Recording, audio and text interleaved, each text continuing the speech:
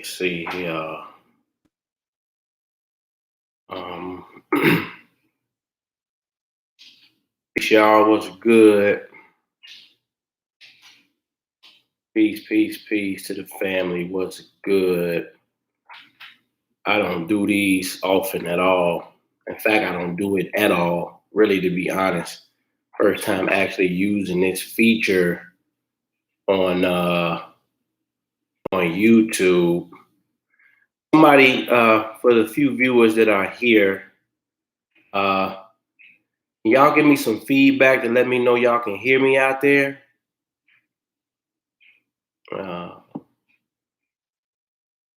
Peace, what's good? I see some people in the chat. Can y'all hear me out there?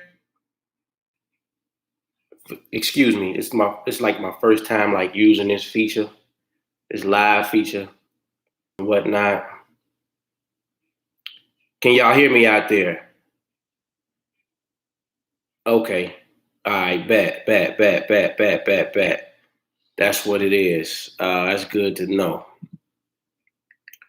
So peace, y'all. What's good, man? I told myself I would start getting back more interactive on this YouTube platform.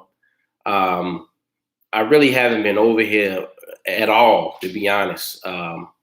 I make a couple videos every now and then. If I do a webinar or something free for the public, I'll usually upload it to my YouTube page for people to hear it. Outside of that, I really haven't been engaging too much on the YouTube platform, but I think that's about to change. Start to bring some more content back to some of the YouTube viewers.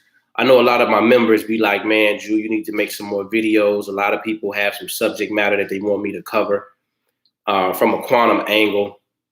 I had one of the members call me last week and was like, man, Drew, why don't you do something on the afterlife from a quantum perspective? I said, you know what, that sounds like a really interesting topic.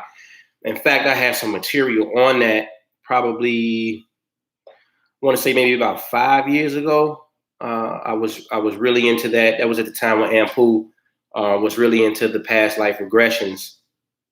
And me and him were kind of on the same page in relationship to what we were studying at the time. But I just wanted to come on here and kick it with you guys, man. Maybe take some questions from the people out here in the YouTube community, and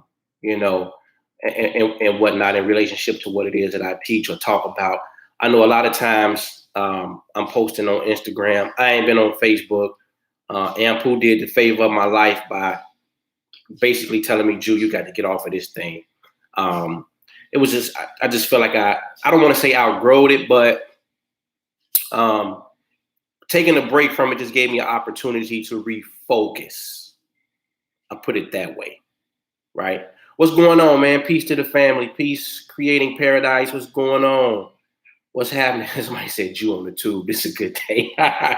Oh, man. I appreciate that. So, I saw an article this morning, and shout out to all the people who be sending me links, man.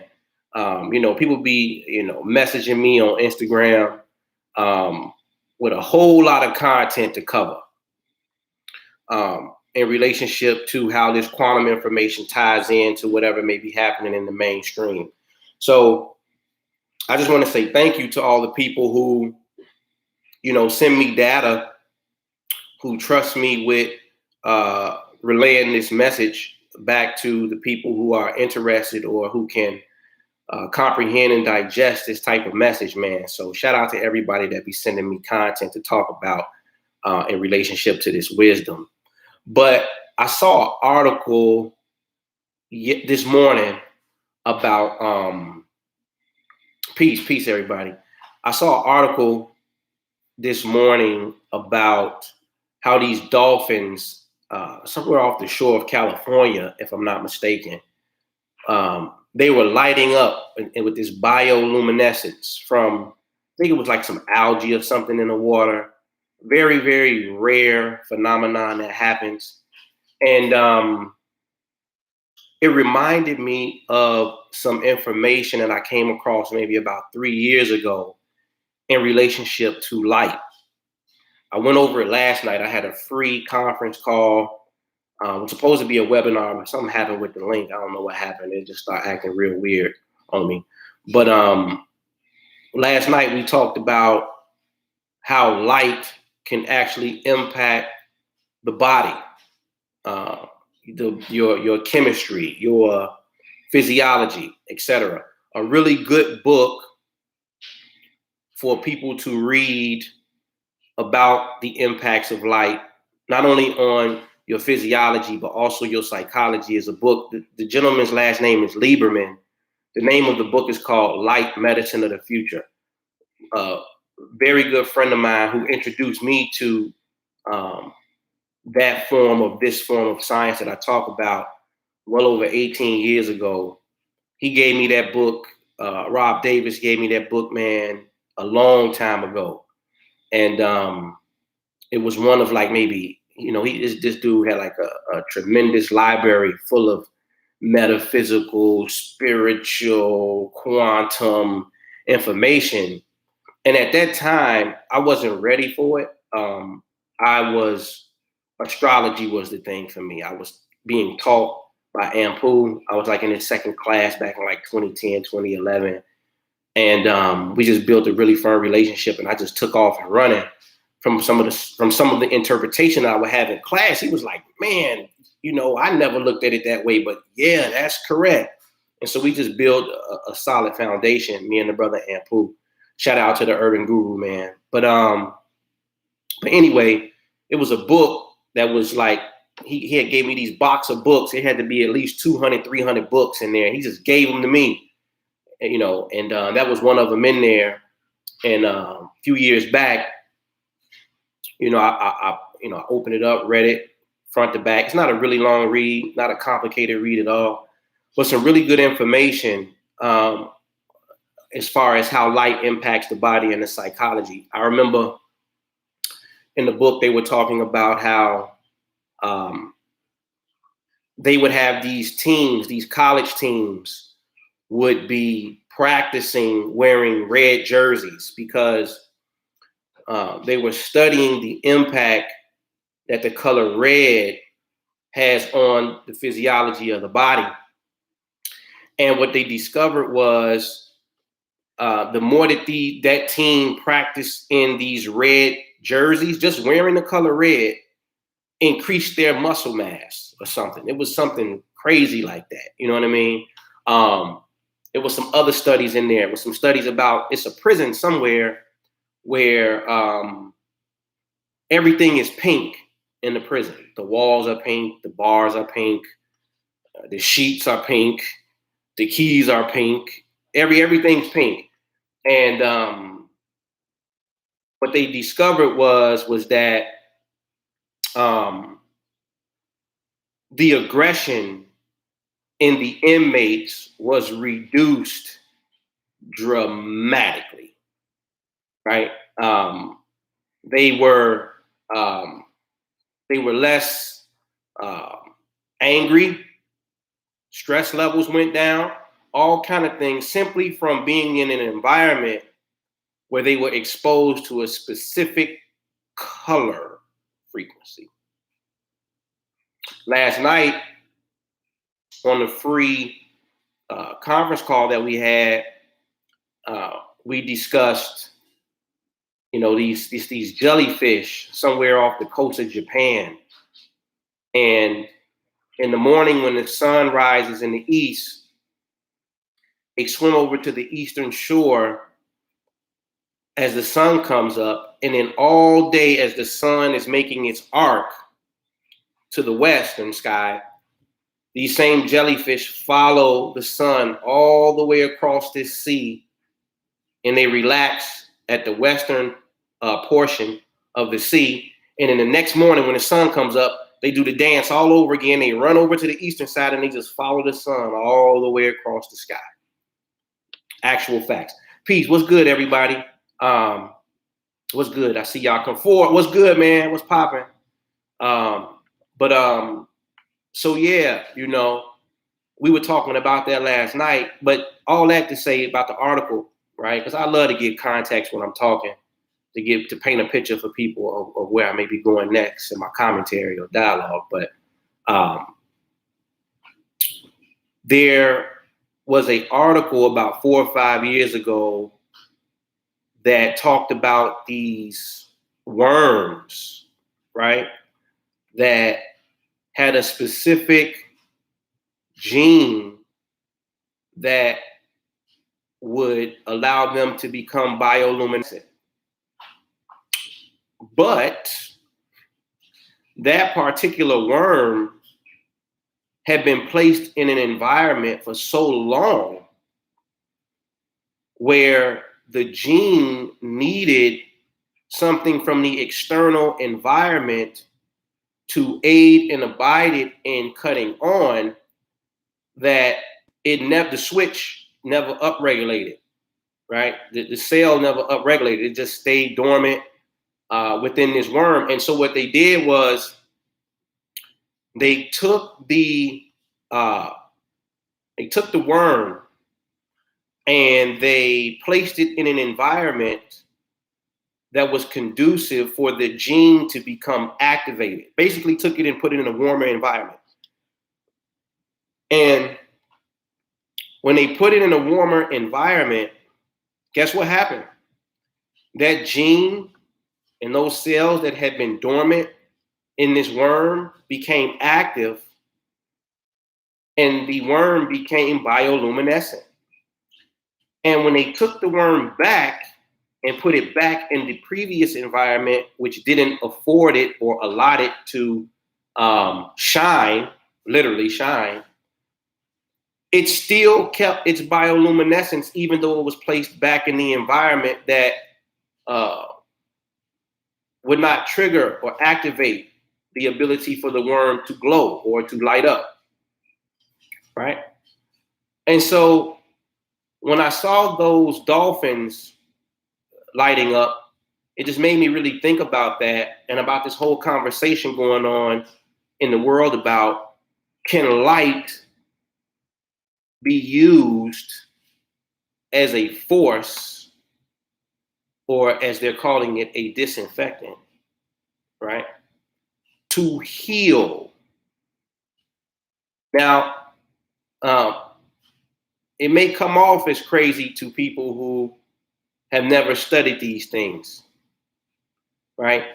And what you're not aware of, you're usually afraid of, or you're very dismissive of it when you haven't studied it long enough to really get a grasp on its properties, its principles, its function. And so, those people are just ignorant. And I don't mean it in a derogatory way. I'm just using the word as, or unaware. Maybe that sounds better, right? They're just unaware. And so, what if, and this is just what if what is happening in our world today is something that is coming in our environment that is going to force us to have to cut on a new cell or activate a new gene? Just what if? Just talking about the possibilities here. Because, you hear it all the time. Like this morning, because like when I start to get on the subject matter, I go on a tangent of research, right? Gemini mind, that's just how I work. You know what I mean? I'm when I'm in my field and my craft, I'm gonna get to the bottom of it. You know what I'm saying? And so this morning, I was looking at butterflies, because butterflies are said to be able to see at some of the smallest nanometers in the electromagnetic spectrum, deep into the ultraviolet field. And so I was just looking at some of these amazing creatures and animals in nature, trying to get some insight on the principles at play in relationship to how light is being processed, right? And how we're taking it in. And so, you know, my question was that what happens when humanity is forced to have to upgrade our own human technology, right? Because when the scientists that talk about these butterflies, like you got some of these butterflies, they got like 15 different areas on the eye that see into all these different little spectrums of light. And every time they talk about these butterflies, they say, well, we want to know what was going on in the environment that caused them to adapt or have to evolve this particular characteristic. Right? So that would suggest that something happened in the environment that made a species have to upregulate or downregulate certain genes in order for survival to kick in. Now, I remember many, many years ago. Hey, peace, what's up, everybody? I remember many, many years ago, I was watching a Bobby Hemmett video, right? Shout out to Bobby Hemmett, man. One of my favorite teachers in relationship to how he delivers his message. It's very comical, and so it's easy to digest, right? And I always like to say, whenever I mention Bobby Hemmett, is that Bobby is like, he laid down the blueprint for the theory of it all, right? He had some amazing theories that captivate the imagination like no other, right? And I always like to say, I feel like me and Ampu came and realized the theory. We put it into practice and showed and proved it over the last half decade that the mind is phenomenal. And it's even stronger when we have a collective group of people with the same intent, right? With the same amount of faith, who is willing to do something that appears to be totally crazy, called a galactic activation, and some of the most awesome phenomenon has been mirrored back into this reality. We used to do that, man. Look, let me tell y'all something. 2012, 2013, man. Listen. We was young punks getting buck wild with this stuff, man. Some of the stuff I can't even really repeat here what we did. We would be incriminating ourselves. Okay. But for those that was around then, if you know, you know. Let's put it to you that way. And I told Ampu, man, I said, look, man, you know, that was like 2013, 2012. Around 2016, I said, Noble, please take those DVDs off the website. Take them off, man.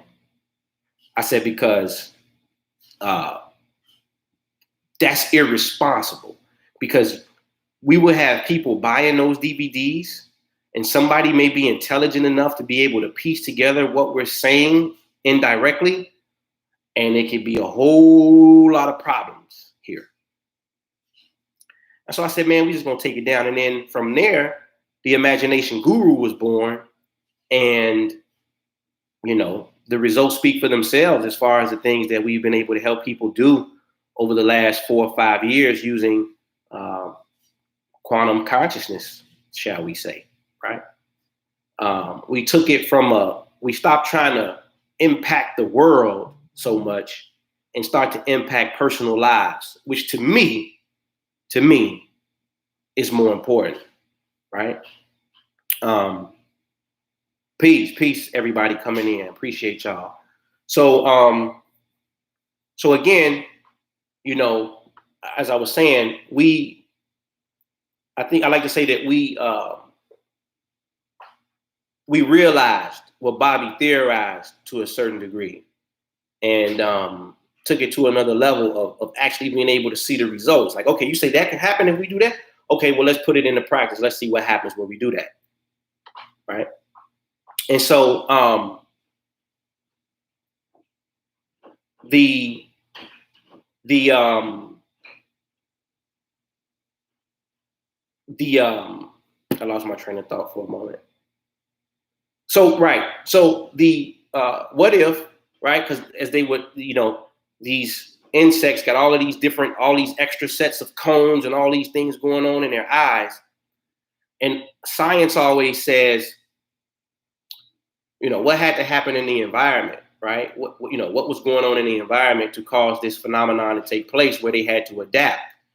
And so I'm just here to pose the question: what if some of the things that we're seeing occur in our world is going to cause us to adapt and cut on different genes and different cells in our body to respond, to become immune to what appears to be something that is threatening life on the planet, regardless of, uh, whatever conspiracy may be out there, right?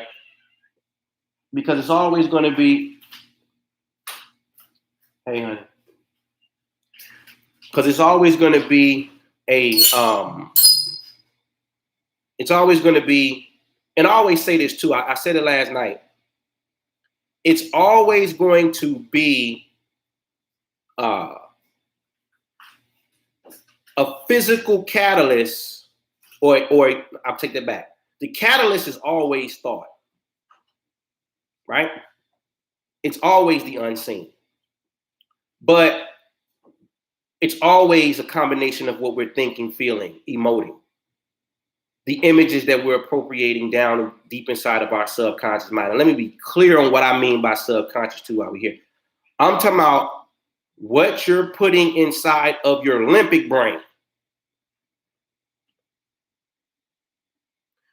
Specifically, your hippocampus, the one in the right hemisphere of the brain, and how you're perceiving data by way of your amygdala in the right hemisphere of the brain. Okay? And so these are the things in the repetitious nature of how a mind is programmed, right? Through primers, through words, through images, right? Through repetition. And so when something finally does appear in this world, from that amalgamation, that computation that they call the word of God in the Bible, which is really is a 4-step drop, right? Of things that, have to come together, then something physical is going to show up. The wave is going to collapse, as they state in quantum physics, because a stern observation has been made. And then now we have something very physical, a particle. It goes out of the fuzzy state of potential and possibility of a wave into something definite and, firm. And what humanity does often is they give credence to the particle, the physical thing that arrives from out of the wave or the waters of Nu, or, all these different pantheons of teaching, right? And then we say that physical thing right there is the cause for this, that, and the third. And so you can imagine sometimes the frustration that I have when I'm trying to get this message over to people, because that is like the hardest part for people to comprehend. And I always say it, we can correct things, but we have to go into the same wave form that brought it to be, And so, but what if these things are happening again to just force us to evolve to something greater? It's just an idea, right? Because it's very possible. Not the first time that we've had to adapt to something, right? And what if light and the usage of light, both objectively and subjectively by the power of thought, is the answer to a lot of problems that we have. And the reason I say that is because when we start to get into these studies about visualization, right? Because that's really the inner light, right? Because everything in the physical world is mirroring a facet or a function of the body. So a camera is operating the same way that your eyes do. Just like your eyes are taking in all this refracted or reflected light that's bouncing off of all these objects, the lens of the camera works the same way, right? And then it has to go through the dark chamber of the camera, right? And then once it gets into the dark chamber of the camera, you have something down in the dark chamber of the camera called silver nitrate that allows the image to start to come out or be revealed on the film, right? And it's interesting, what do they call, in Hollywood, they call it the silver screen. Let's go check out the silver screen. And when babies are born, they actually put the stuff they put in those babies' eyes when the babies are born is actually some silver nitrate in there. So it's something about that's supposed to clear the eye up or, allow you to the blur to go away, right? And so we know that if we understand the principles of the mind and how we're made, we can look at what's actually going on with the camera, right? Even if we don't understand the subjective principles of how we are made and what's going on in our internal technology, if we're wise enough, we can look at what we've created to be able to get an idea, right? So it's the same thing. The inner eye or the imagination, right? That's the inner light. The external light is solar light, cosmic rays, all these other things, right? But your inner light is what they call it, your eye imagination, right? Right? And so when all of these things get filtered through the mind and that silver nitrate starts to penetrate that film, listen, something's going to develop from it. It's just a natural law. Some things have to be developed, whether good, bad, or indifferent. You, as they say in scripture, you're going to reap what you sow.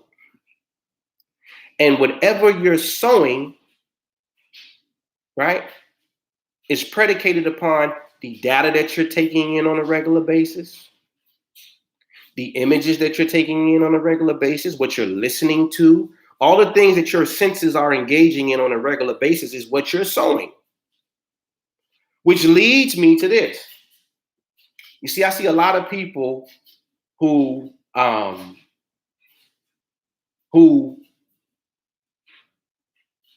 get upset with people, especially about this current situation that's happening right now. I see a lot of people getting upset with people about people being optimistic or people not wanting to thoroughly engage in all of the bad news. And it's actually people who get upset. I've seen, curse people out on social media, just be very, very negative in relationship to people who are choosing an alternative fact, right? That they're not going to engage this thing, even though they may be stricken with some of the limitations that are coming behind this, but in their mind, they're choosing not to make those type of observations of doom and gloom. And people are saying, oh, you're not being realistic. There's another case of me understanding people still don't know how they made. Like, do you know people who are optimistic? And this is just neuroscience. This ain't me trying to make a workable philosophy to try to convince you of nothing. But people who are optimistic, do you know the health benefits that come from that? Heart rate improves, anxiety goes down, blood pressure, all these different things that are beneficial for you in a time where everybody, everywhere you look, listen, you literally got people walking around with masks on their face. People, this is straight out of Hollywood, right?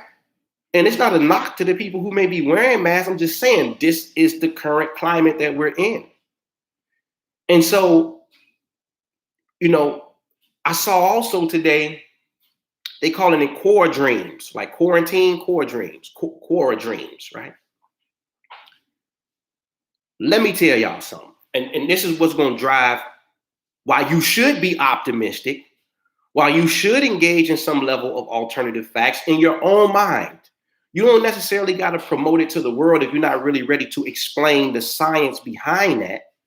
Minister Jew's prepared to, but you may not have the intricacies of what's going on neurologically, psychology, in a psychological sense, all these things.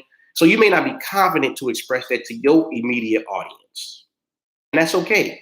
But you don't always have to do that. You can keep it internal, right?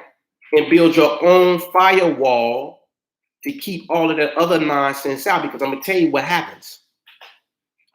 See, the nocebo effect is very, very real. Very real. And people would rather, and see, here's the thing. What's realistic? That's the real question that needs to be asked. If you're telling me that I'm not being realistic, yet a reality is that you can kill yourself or sicken yourself from constantly circulating and ruminating negative images, negative thoughts, negative words in your psychology.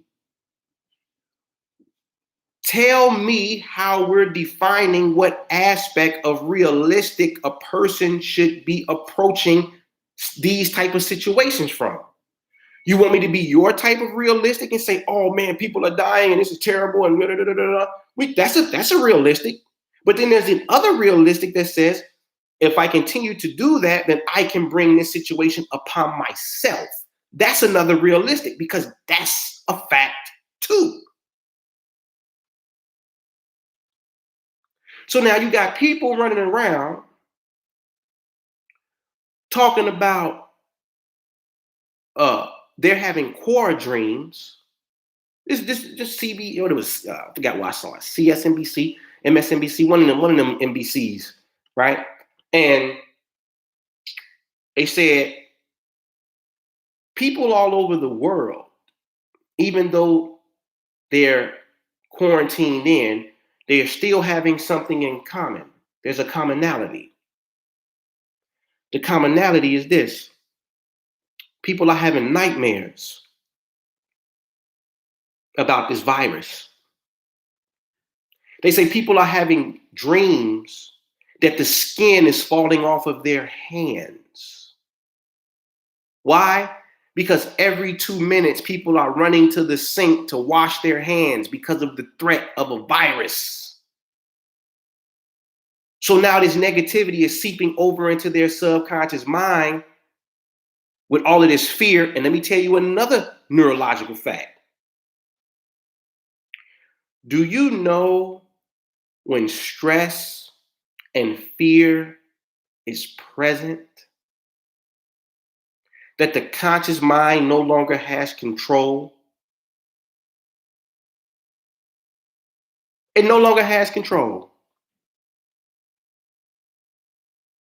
And the subconscious mind takes over the command center, but doesn't have any instruction from the conscious mind. So in other words, when stress is present, the conscious mind get ghosts. It leave town and say, I don't want no parts of what's going on, and I'm gonna leave it to the subconscious mind and it's like a zoo. As much power as the subconscious mind has, it needs direction from the conscious mind to pull the proper tools out to create or fix a problem. But when the conscious mind is then left town because of the stress, and I always use this example. Somebody just got hit by a car.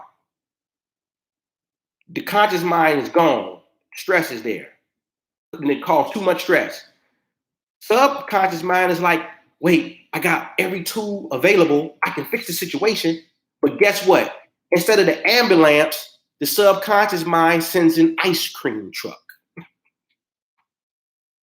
Do you understand what I'm saying? Because it has no directive, because the conscious mind should say ambulance, ambulance, ambulance, ambulance. But it get gone, subconscious start panicking. Somebody's laying flat out in the street and the ice cream truck show up. Serving sundaes and frosties with somebody with a broke leg and, liver crushed. You see? So it just would behoove you to pay no attention to those people because they're trying to pull you into that dominion of that aspect of reality, which does you more harm than good. Now, I'm not telling you to be naive. Of course, you're going to pay attention to some things because you got to move and groove in this everyday stage play called life. But some people want you to be stuck in front of the TV all day, every day, CNN, Fox News, right? And everybody, the conversation piece is this everybody's conversation. But you try to talk about something else, people want to pull you right back to the virus. Right? And so what happens is you start to nocebo on yourself. And then they also said these people who are having these core dreams that they are having nightmares where they're beginning to not be able to breathe in their sleep. Now, for those of you who don't know, whatever is constantly being looped through the subconscious mind, the dominion of filmmaking, will replicate in the physical world. And then they'll wake up a week later wheezing. Because all the subconscious know is you've given me a command. The subconscious mind is the lamp with the genie in it. The conscious mind is the one doing the rubbing. I need some, 1, 2, 3, wallakazam, abracadabra. And then poof, genie pop out. Here you go, boss. Here. This is what you asked for. Whether good, bad, or indifferent. Right? So just be mindful of that, man. Just be mindful of that. What else did I want to touch on today, man? This whole fate versus can you manifest with your mind conversation. My stance on it is this. You have to be an active participant and an observer in your destiny, man. See, because I got a lot of time and I ain't got nothing but peer-reviewed hardcore case studies for a mile long. And this ain't no philosophy. So now you're going to have to tell me if the mind cannot create reality or impact physical matter, how can children in Japan in a case study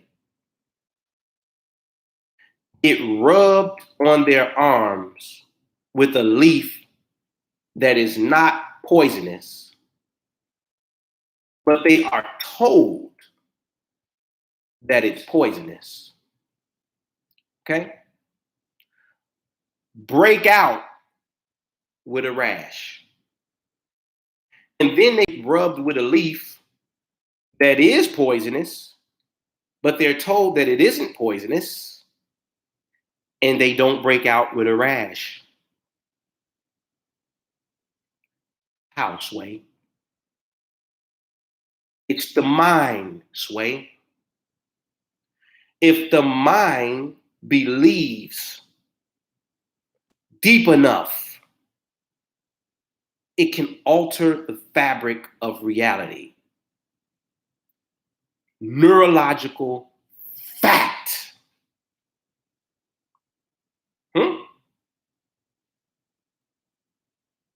How? You're going to have to explain that. You're going to have to explain to me how people can do visualizations about lifting weights who never ever touched a physical weight and increase their muscle mass by 20%. You're going to have to explain that to me. You're going to have to explain to me how when you drop an image off in the hippocampus, how it activates the dorsal prefrontal lateral cortex and cuts on all the motor centers to activate in the brain, right? And starts to attract by way of your reticular activating system to draw things to you based upon the image that you're holding in your mind. You got to explain that too. Then you're going to have to explain to me how a person can be looking at an inanimate object like a light bulb and watch a light bulb flicker and have another person hooked up to an EEG machine in another location, and their brain waves are going off as if they're the ones who is looking at the light flickering in the other room. You got to explain that to me. You're going to have to explain to me how a person could imagine rubbing their spouse's or their children's hand, and the child or the spouse is in another location hooked up to an EEG machine, and the EEG machine of the spouse or the child goes off as if their hand is physically being touched. You're going to have to explain that to me.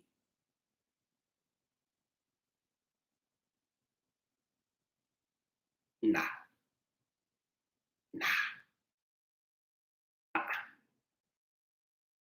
Right? And that's just the tip of the iceberg. I got a slew of those. Food for thought. So look, man, tomorrow I'm having a webinar, Cosmic Health, Cosmic Wealth and Health and Storyboard Workshop. And over the years, me and Ann Putin, we done ran the receipt up, man. We like 6 million in testimonials around here. And we got the receipts, right? And so tomorrow, man, tomorrow evening, 8 p.m. Eastern Standard Time, there will be a webinar where I'm going to be going over how to merge these two things, how to merge quantum consciousness and planetary science together to get the most out of it, right? Because that's what it's all about. And boy, I got some scriptures to show you how consciousness and planetary bodies come into alignment. But I ain't going to share that here tonight. right? And so we've been doing it for a while, man, and I take pride in this work, you know what I mean?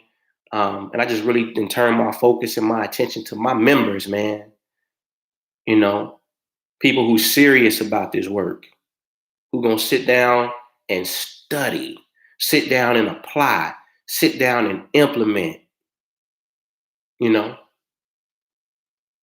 and that's what it is, man. So let me see. I don't know. Can I drop that link down in here, Jew? Let's see. I just dropped the link in there for anybody that may be interested, man. Tomorrow night, 8 p.m. Eastern Standard Time, we're gonna rock and roll. Kanye Weston gave me some really, really good material to use for tomorrow with his billionaire status just coming out. Because I'm gonna show y'all in a couple of these charts how this thing is flowing and how you need to get in alignment. We're gonna go over how to use an ephemeris. And when you leave, you're gonna be thoroughly fed and well prepared to implement the techniques and the strategy. And I promise you, if you stick to the formula, you're gonna win. You're gonna win, man. You're gonna win. That's what it's about. So uh anyways, man, anybody got any questions or anything like that before we go? I'm such in a rhythm. Every call I do the same thing, even with my members. I always find myself wrapping up right around the 45-minute mark, and then we go into like a 15-minute question and answer. I guess my body is just trained to know when it's cutoff time because every time, like clockwork, it never fails, man. But so I appreciate everybody, man. You know what I mean? I appreciate everybody. Peace to everybody that's saying peace to me, man. I appreciate y'all. You know what I mean? I appreciate y'all for falling through. I got to do this a little bit more often. It's kind of fun. I usually don't. I ain't been on YouTube like that, man. But maybe I do maybe do a live once a week or something, just to open up this portal and this valve, get it flowing a little bit for people who may need some of this quantum content. And man, also look, go to the website, theimaginationguru.com. We got memberships, man. Quantum imaging, quantum scriptures, quantum healing, 3 tiers of memberships where we do conference calls and webinars all month, man. We know, I think it's like maybe like 1, 2, 3, like 3 or 4 webinars, 3 conference calls, guided visualizations, different techniques from month to month, positron pass, blue light switch, the wishing well, right? Which is being advertised right now on the website. I usually put it up for like 30 days and then I take it down for 30. I kind of rotate some of these techniques in and out to keep them fresh. Because I really value what I do, the time that I put in to create these things using quantum physics and the interpretation of it, and using neuroscience and using the law of association and merging all these things together to create the best product that I feel I can give a person to utilize in order to change their lives, man. So, hey, man, I appreciate y'all. Love y'all too, man. I appreciate all the love, man. You know what I mean?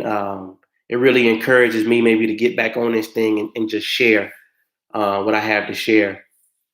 So, so yeah, man. You know, so I guess with that, man, I'm gonna say peace. And wait, so what somebody saying? Appreciate you, brother. Kenneth Staten had a question. Good question. Right? All right. But yeah, man. So with that, man, visit the site, click the link, sign up for the webinar workshop tomorrow. It's gonna be awesome. I always bring my best whenever I bring something to the general public, man. It'd be time to show and prove, and I love doing that. So with that, man, I'm gonna say peace. Y'all enjoy the rest of y'all Saturday night, and I look forward to hollering at y'all tomorrow. Peace.